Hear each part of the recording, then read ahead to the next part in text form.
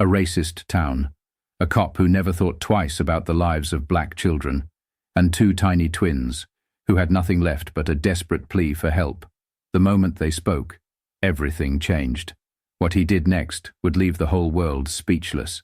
The freezing wind howled through the empty streets of Hollow Creek, biting through Officer Paul Harris's uniform as he exhaled, watching his breath form ghostly clouds in the air.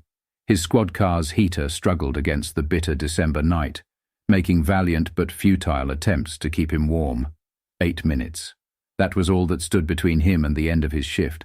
8 minutes until he could go home to his cold, empty apartment, heat up a frozen dinner, and let late-night TV drown out the silence. But everything changed in the next 60 seconds. A sudden blur of motion caught his eye. Two tiny figures, barely visible in the dim glow of the street lamp, stumbling barefoot through the snow. Paul's pulse kicked up. Children. Alone. This late. In this cold. He straightened, instinctively reaching for his belt, every muscle in his body tensing. Something was wrong. The figures came closer, stepping into the pool of light. His breath hitched. A boy and a girl. No older than 6 or 7. Their pajamas thin, soaked at the hem. Their feet blue from the ice. The boy had his arm wrapped tightly around the girl, shielding her from the cold, his small frame trembling violently. Terror burned in his wide, tear-streaked eyes. Paul was out of the car before his brain even fully processed it. And then, "Please!" The boy's voice cracked, breath puffing in the frigid air. "Help us! Our mama is dying!" Paul's stomach dropped.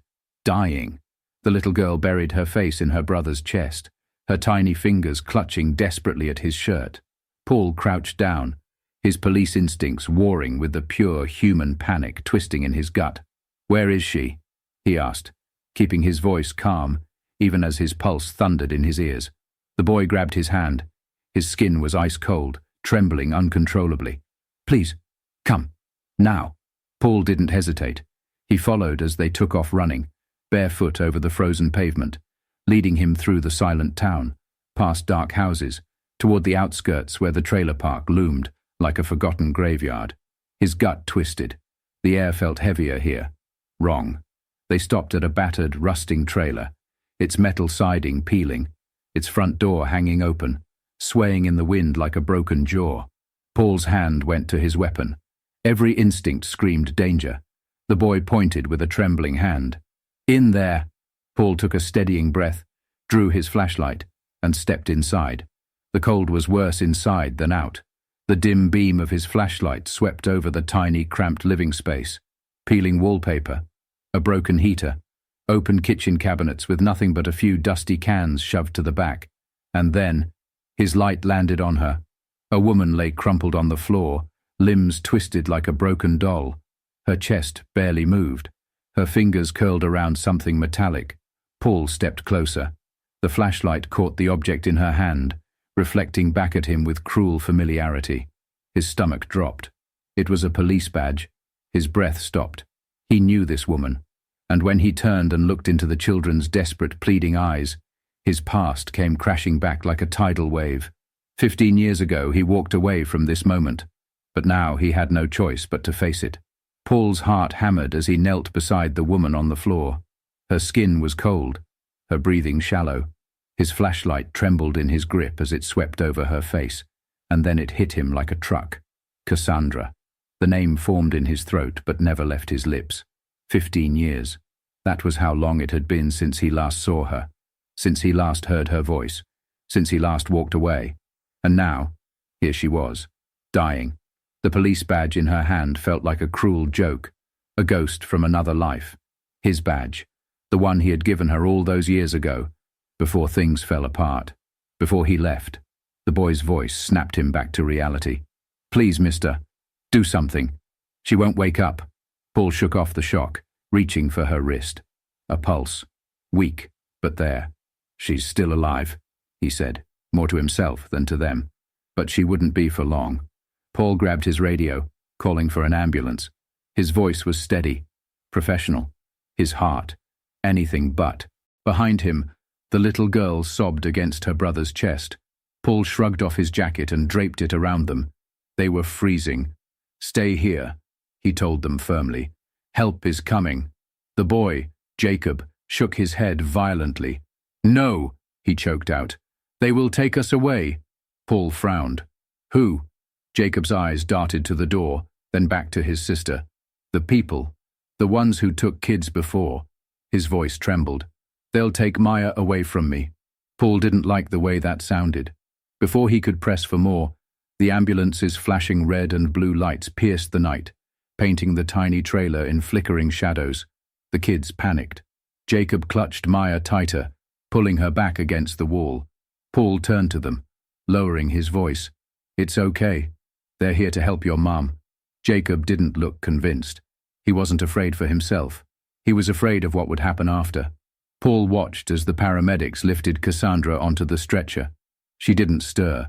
His throat tightened. Will she be okay? Jacob whispered, his tiny hands trembling at his sides. Paul looked at the boy's tear-streaked face. He wanted to say yes. He wanted to promise everything would be fine. But he had been a cop long enough to know that promises like that were dangerous. She's in good hands, he said instead. Jacob wasn't satisfied. His lip quivered. Can we go with her? Paul hesitated. He didn't know what to say, because the truth was, they wouldn't let them. And he was right. The moment the stretcher disappeared into the ambulance, a sharp voice cut through the night air. Officer Harris. Paul turned. A woman in a grey blazer and an official-looking clipboard stood beside a white social services van. Paul instantly disliked her. Not personally, just what she represented. Elaine Carter. Child Protective Services. The kind of woman who could take two terrified kids and drop them into the cold, soulless machine of the system. Paul squared his shoulders. They stay with their mother. Elaine shook her head, not unkindly. Their mother is unconscious. She will be in the ICU for at least a week, maybe longer. She glanced at Jacob and Maya, huddled together, wide-eyed with fear. They can't stay alone. Paul clenched his jaw. We have protocol, Elaine continued. The children will be placed in emergency care while we evaluate long-term options. Jacob flinched. Maya let out a small whimper, gripping her brother's sleeve. No, Jacob gasped. No, please, don't let them take us. The words ripped into Paul like a blade. He knew what CPS placements looked like. Strangers, temporary homes, cold, unfamiliar beds, siblings split up. Officer Harris, Elaine pressed, flipping through her paperwork. I understand this is difficult, but the state requires, they stay with me. Paul wasn't even thinking when he said it. It just came out. Elaine blinked, clearly taken aback. You? Paul folded his arms, setting his stance. You're not separating them. Not tonight. Elaine sighed, rubbing her temple. That's not how this works. Paul shot her a look. Then make it work. A long silence stretched between them. Paul didn't break eye contact. Neither did Elaine. Finally, she exhaled. Fine, she muttered. One night. I'll be at the hospital in the morning to reassess. Jacob's grip on Maya didn't loosen. But for the first time since this nightmare started, his eyes flickered with something else. Hope. Paul knelt beside him, his voice steady. You'll stay with me tonight, he said. Okay? Jacob hesitated, looking at Maya, then back at him. Then, slowly, he nodded. Paul placed a hand on the boy's shoulder. It was the first time in years that he let himself feel something other than routine duty, and it scared the hell out of him. Paul's squad car rumbled down the silent road, the inside dimly lit by the soft green glow of the dashboard. The world outside was a frozen wasteland, ice glittering under streetlights, trees stripped bare by winter's grip. In the rearview mirror, two small figures sat huddled together in the back seat. Jacob held Maya close, his arms wrapped protectively around her, but his eyes never left the window, watching. Paul had seen that look before, a child who knew what it meant to be hunted. The boy's voice, barely above a whisper, broke the silence. They took our neighbor's kids. Paul's hands tightened on the wheel. Who did? Jacob swallowed hard. The people in the suits. Paul's jaw clenched. CPS. They said they were going to help, Jacob continued. But they took them away, separated them, sent them to different houses. His voice trembled. The little girl never came back. Paul felt something dark churn in his chest. Jacob turned, his face barely visible in the glow of passing streetlights. "That's why I ran when I saw them." Maya whimpered softly. Jacob shushed her, stroking her hair the way a parent would. Not a brother, a guardian. Paul exhaled through his nose, anger simmering under his ribs. This kid wasn't just afraid. He was fighting to survive. And now, Paul had given him hope, which meant, for the first time in years, Paul couldn't fail. Paul pulled into his driveway, cutting the engine. His small one-story house sat on the edge of town, tucked away behind a stretch of trees. Quiet. Safe. At least, it had been. "Come on," Paul said, opening the back door. "Let's get you inside." Jacob hesitated. He scanned the street, the way Paul himself did whenever he sensed danger. A kid shouldn't have instincts like that. Paul placed a hand on the boy's shoulder, grounding him. "You're safe here."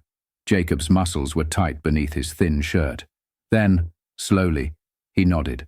Maya, still half asleep, curled into Paul's chest as he carried her inside. The second they stepped into the house, warmth wrapped around them. The heater hummed, pushing away the winter's bite. The air smelled like coffee and old books, a quiet, lived-in space. Paul set Maya down on the couch, draping a blanket over her. Jacob hovered nearby, his eyes darting to the door. Still watching, still waiting. "You're on edge," Paul noted. Jacob's lips pressed into a thin line. "He's coming." Paul stilled. "Who?" Jacob's fingers curled into fists. "My dad." The words felt like a punch to Paul's gut. 15 minutes later, Paul was at his desk, a file open in front of him. Martin Wells. The name glared back at him, stamped across an old police report. Paul's chest tightened as he scanned the pages. Convictions for assault, domestic violence, drug possession, 6 years in prison. Parole granted. 3 weeks ago. Parole granted. In this county. Paul's stomach dropped. He lifted his head. Jacob was standing in the doorway, watching him. "You knew," Paul said. Jacob didn't flinch. He told Mama he was coming. Paul ran a hand over his face, trying to shake the feeling of ice crawling down his spine. "He said he was taking me back." Jacob's voice was hollow. "Not Maya. Just me." Paul's breath left him in a slow exhale. Jacob wasn't Cassandra's biological son. Paul looked at the birth certificate in the file. No listed father. Martin Wells was trying to claim parental rights. And if the system let him, Jacob would be gone. Paul shut the file, his jaw locking. "Get some sleep," he said, forcing calm into his voice. "I'll handle this." Jacob didn't move. "You can't stop him." Paul met his gaze. "Watch me." It was past 2 a.m. when Paul finally let exhaustion pull him towards sleep. But it didn't last, because at 3:17 a.m., a sound jerked him awake. A car engine. Outside. Paul shot up, grabbing his gun from the nightstand. He moved swiftly, silently, pressing up against the window frame as he peered outside. His blood went cold. A black SUV sat at the end of his driveway, idling, waiting. His pulse thundered in his ears. The moment he moved the curtain, the SUV's headlights flicked on. And then, it drove away. Slow, controlled, like it wanted him to see. Paul's grip on his gun tightened. This wasn't just some CPS case anymore. This was a hunting ground. And Martin Wells was watching. Paul stood motionless at the window, staring at the spot where the black SUV had been. The taillights had disappeared into the night, but the suffocating presence it left behind still clung to the air. This wasn't random. Martin Wells had found them. A movement behind him made Paul turn. Jacob. The boy stood in the hallway, barely illuminated by the sliver of moonlight slipping through the blinds. His bare feet pressed against the cold hardwood, his small fists clenched at his sides. "You saw him, didn't you?" Jacob's voice was flat, emotionless. Paul didn't lie. "Yeah." Jacob's jaw tightened. "I told you he was coming." Paul walked over, kneeling so they were eye level. "You don't have to be afraid." Jacob's face hardened. "I'm not afraid." He swallowed. "I'm angry." Paul studied him. This 6-year-old kid, forced to be tougher than he should be, forced to act like a man before he had the chance to be a child. Paul exhaled through his nose. "Go back to bed. I'll take care of it." Jacob hesitated, then nodded once. He turned and padded back down the hall, disappearing into the dark. Paul watched him go. Then he grabbed his phone and dialed. The station answered on the first ring. "This is Harris," Paul said, keeping his voice calm and controlled. "I need a full report on a black SUV that just circled my neighborhood." The officer on duty sighed. "Got a plate number?" "No," Paul admitted. "Then there's not much I can—" Paul cut him off. "Get me everything you have on Martin Wells, last known address, anyone he's been in contact with since he got out." The officer paused. "Hold on." The line was silent for 30 seconds. Then, "Paul, we've got a problem." Paul's muscles locked. "What kind of problem?" A rustling of papers. "Wells skipped parole check-in. 3 days ago. He's officially off the grid." Paul's heart slammed against his ribs. "He's running," Paul muttered. The officer's voice lowered. "That's not all. He's been making calls to a lawyer, trying to claim parental rights over the boy." Paul's stomach twisted. This wasn't just about revenge. Martin wasn't going to kidnap Jacob. He was going to take him legally. By the time Paul pulled into the hospital parking lot, the sky had turned grey with early morning light. He didn't bother stopping at the front desk. He knew where to go. Cassandra's room. Inside, she looked better than before, though still weak. Dark circles lined her eyes, her skin pale against the hospital gown. When she saw Paul, she immediately knew. "He's here, isn't he?" she rasped. Paul didn't sugarcoat it. "Yes." Cassandra's breath hitched. She gripped the hospital blanket like it was the only thing keeping her from shattering. "He's going to take him, Paul," she whispered. Paul sat down beside her. "Not if I stop him."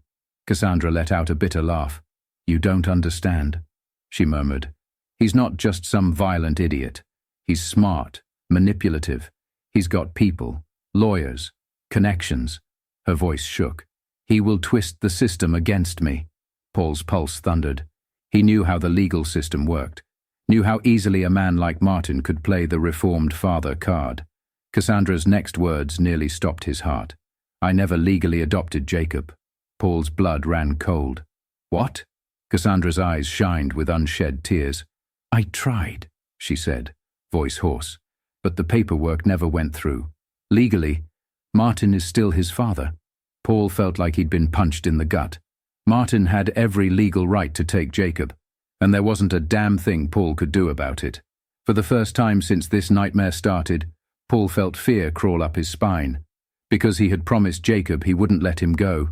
But the law was on Martin's side, and Martin Wells was coming to collect. Paul paced the length of the room, his mind racing through every possible angle, every legal loophole that could keep Jacob safe. Cassandra sat motionless in her hospital bed, her fingers twisting the blanket into knots. "I told you," she whispered. "He planned this." Paul rubbed a hand over his jaw.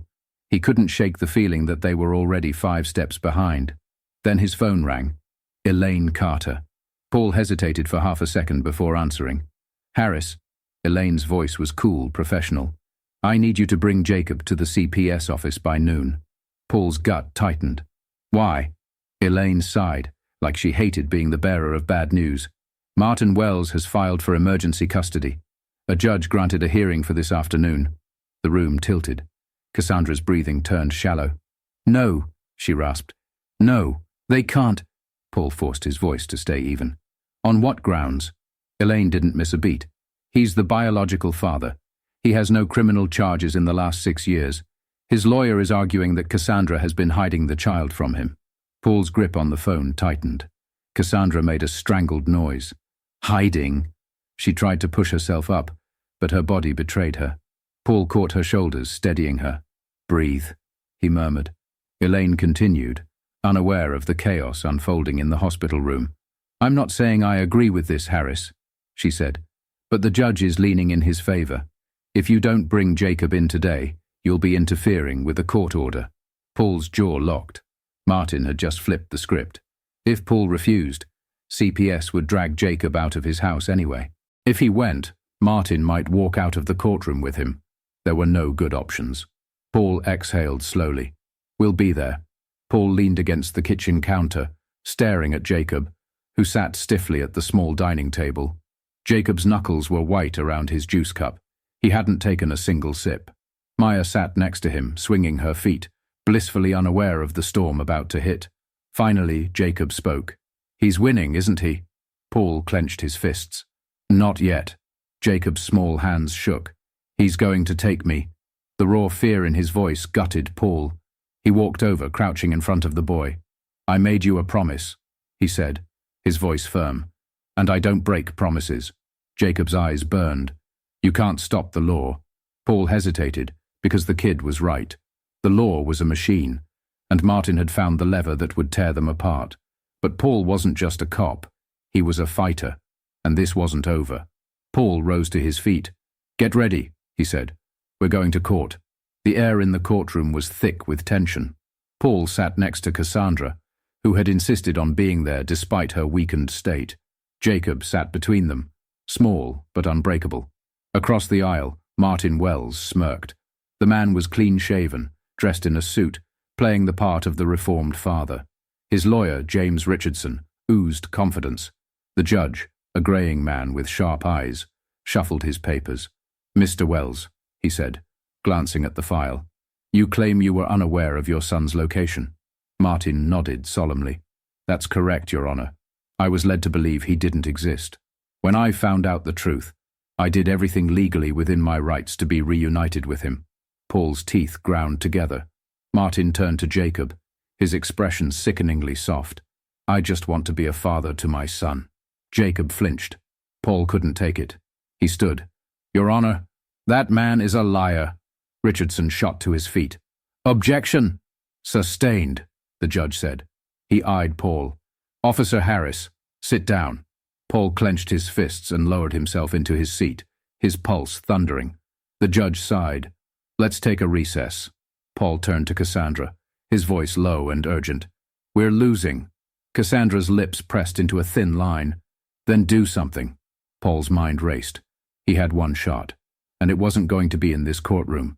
He needed to find something to destroy Martin Wells before the judge made his ruling. Paul paced outside the courtroom, his mind racing. The judge had called for a recess, but Paul knew the second they walked back in, the decision would be made. And right now, Martin was winning. Paul pulled out his phone and called Mike Lawson, his closest ally in the legal world. Tell me you have something, Paul said the second Mike answered. There was a pause. Then, I might. Paul stilled. Go on. Mike exhaled. I dug through Martin Wells's records, CPS cases, old court filings, things that don't normally show up in standard searches. I found a sealed police report. Paul's pulse skyrocketed. What kind of report? Mike's voice was tight. A domestic violence call, one that happened last year. Paul's breath hitched. But he was in prison last year. Mike sighed. Exactly. Paul's stomach twisted. He was sending letters to a woman, Mike explained. Her name was Lisa Carter. She was his girlfriend. He got out, moved in with her, and within 6 months, she filed a restraining order. Paul's blood boiled. That was it. That was the crack in Martin's perfect, reformed father image. Paul gripped his phone. Can you get me that report before the recess is over? Mike hesitated. Paul, it's sealed. If I pull it without clearance, I could lose my license. Paul clenched his jaw. And if we don't pull it, Jacob is gone. Mike was silent. Then, give me 10 minutes. Everyone was back in their seats. Paul sat beside Cassandra, Jacob between them, his small hands clenching the fabric of his shirt. The judge shuffled his papers. Before we proceed to my ruling, the courtroom doors burst open. Mike Lawson stormed in, a folder in hand. The judge blinked. Mr. Lawson? Mike strode up to the front, handing the judge the folder. Your Honor, I have newly uncovered evidence that is crucial to this case. Martin's lawyer shot to his feet. Objection! There was no discovery request. The judge held up a hand. I'll allow it. Martin's face twisted. His lawyer whispered something in his ear, but for the first time all day, Martin looked nervous. Paul's heart hammered as the judge read through the file. His face darkened. Mr. Wells, he said, peering over his glasses, can you explain why a woman named Lisa Carter filed a restraining order against you last year? Martin froze. His lawyer coughed. Your Honor, this is... Sit down. The judge's voice was like a whip crack. Martin swallowed, his composure crumbling. That's not relevant. Paul stood. It's extremely relevant. You've been pretending you're a changed man, a loving father, But you were abusing another woman less than a year ago. Jacob flinched. Martin's fists clenched. The judge set the folder down with finality. Given this new evidence, I find that Mr. Wells is not fit for custody. Martin's breath hitched. I hereby deny his petition and place Jacob under the permanent guardianship of Cassandra Boyd. Silence. Then, Cassandra sobbed. Jacob exhaled so hard he shook. Maya, oblivious to the legal jargon, giggled and grabbed Jacob's hand. We get to stay. Paul let out the breath he'd been holding. But the moment of peace was shattered, because Martin snapped. Martin shot to his feet, rage twisting his face. You can't do this, he bellowed. The judge barely had time to react before Martin lunged at Jacob. Paul moved on instinct. In one swift motion, he yanked Jacob out of the way, throwing himself between the boy and the man trying to claim him. Martin's hands swung toward Paul. Paul caught the hit, twisting Martin's arm behind his back. Sit! Down! Paul's voice was lethal. Two uniformed officers rushed forward, grabbing Martin and forcing him to the ground. Martin thrashed, his face purple with rage. You don't get it. He's mine. Jacob buried his face in Paul's side. Paul wrapped a protective arm around him, his chest rising and falling with adrenaline. Not anymore, Paul said. Martin was dragged away, and just like that, he was gone. Paul stood on the courthouse steps, watching Jacob. The boy was staring out at the sky, his breath visible in the winter air. He was free. Cassandra touched Paul's arm. Thank you, she whispered. Paul turned to look at her. You don't have to thank me. She hesitated, then spoke carefully. I want you to be in their lives. Paul stilled. Cassandra exhaled. You're the only man Jacob trusts. Paul glanced at the boy, who was now helping Maya zip up her coat. Something settled in Paul's chest. He stepped forward, kneeling in front of Jacob. You good, kid? Jacob studied him. Then, with absolute trust, he nodded. Yeah. Paul held out a hand. Jacob hesitated, then grabbed it. Paul's grip was firm, unbreakable. I promised you I wouldn't let you go, Paul murmured. Jacob's eyes softened. I know. Snow fell softly outside the windows of Paul's house, casting a white glow over the quiet street. The living room smelled like cinnamon and pine, a Christmas tree standing proudly in the corner, decorated with mismatched ornaments and strands of glowing lights. Maya was curled up in a blanket on the couch, humming to herself as she clutched Officer Bear, the stuffed animal Paul had bought her. Jacob sat at the kitchen table, his small hands gripping a baseball glove, his first real one. Paul watched them from the doorway, coffee in hand, something warm settling in his chest. For the first time in years, his house didn't feel empty. Cassandra walked in from the kitchen, wiping her hands on a dish towel. She looked better, healthier, stronger. She caught Paul watching and smirked. You getting sentimental on me, Officer Harris? Paul chuckled. Maybe. She raised an eyebrow. Well, don't get used to it. Paul smirked back. No promises. Paul's phone buzzed on the counter. He picked it up, seeing a text from Captain Reynolds. Martin Wells. Denied bail. Court date set for January. Paul let out a slow breath. It was over. Martin would never touch Jacob again. Later that night, Paul sat on the porch, letting the cold air clear his thoughts. Footsteps crunched in the snow behind him. Jacob. The boy stepped up next to Paul, glancing at the night sky. After a long moment, he said, You don't have to stay, you know. Paul turned, eyebrows knitting. What? Jacob shrugged, trying to act casual, but his fingers twisted in his hoodie. You did your job. You kept us safe. You don't have to keep pretending. Paul stared at him. Then, without a word, he reached into his pocket and pulled out a small envelope.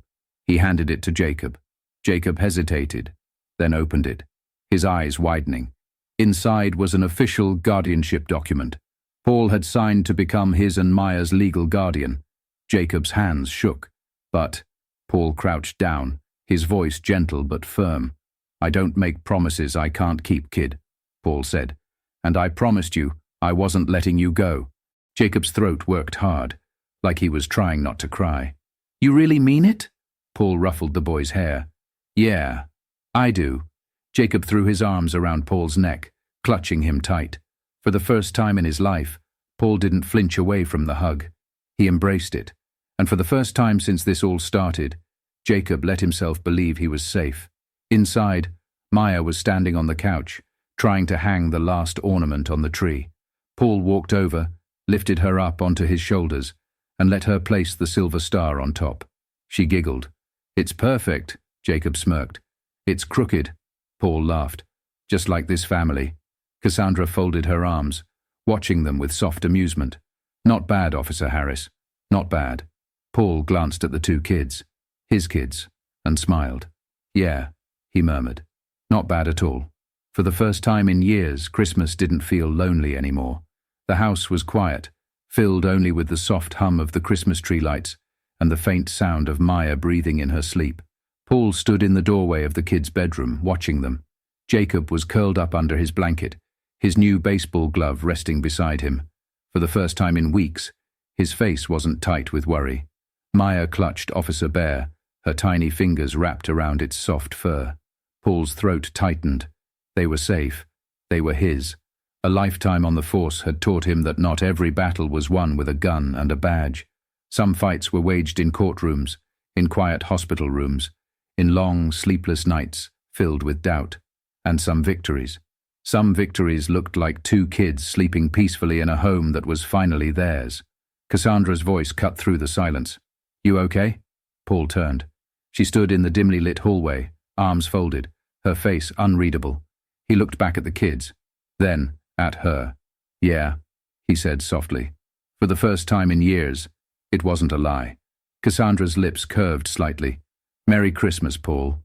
Paul glanced at the tiny crooked star atop their tree, the messy tangle of tinsel, the way warmth filled every corner of his once empty house.